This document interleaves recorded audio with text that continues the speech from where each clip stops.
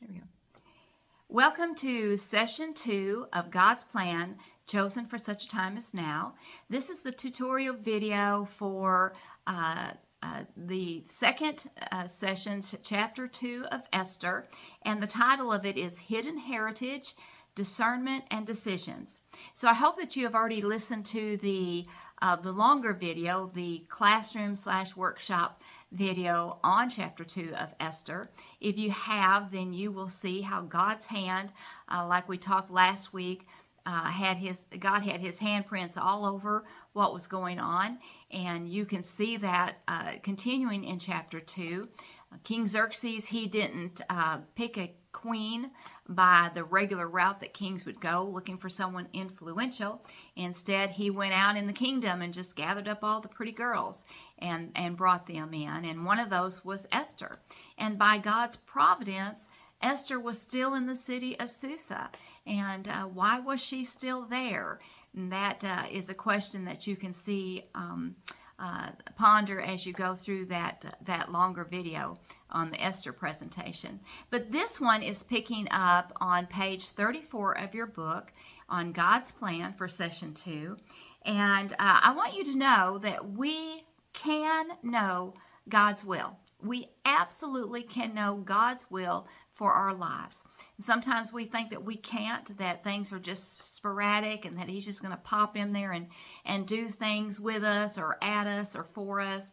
But we are a part of God's plan, and he will let us know his will so we can do our part. You know, King David, he made King David aware that he would be king. Now, King David didn't know when or all the details. And King David, if I can remind you, certainly didn't do everything right. He made a lot of mistakes, some very big mistakes, but he knew that he was to be the king. As he was king, he didn't know all the details. He just learned to discern and decide and then trust God. And that's what we're going to be practicing beginning this week on through the rest of it, is learning to discern the will of God, deciding to act upon it, and then trusting God with the ultimate details. So on page 34, you will see some examples of people that learned to discern the voice of God.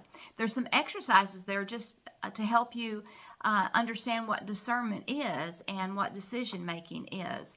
But what I want you to understand more than anything as you go into this session is that you are to boldly seek God's voice. You're boldly to do that. It says in 2 Timothy 1:7, "For God has not given us a spirit of fear and timidity, but of power, love, and self-discipline."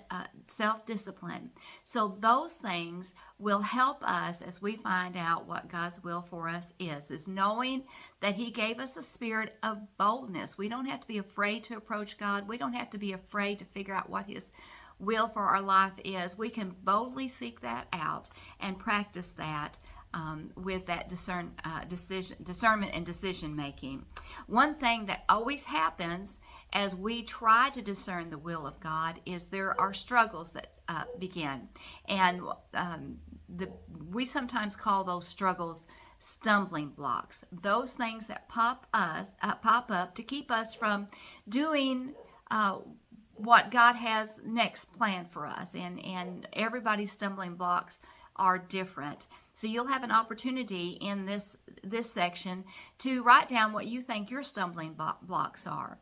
But I want you to understand that as we call them stumbling blocks, that's kind of makes it sound a little bit nicer. But in reality, those stumbling blocks are sins, those things that we are refusing to let go of to allow God to work his purpose out in our life. So go ahead and do pages 34 and 35. If you haven't already listened to the video of Esther, please do that, and then come back for the next video, which will be session 2, the self-reflections. So as always, if you have any questions or anything, you can always email me and we can talk in more detail. So until next time.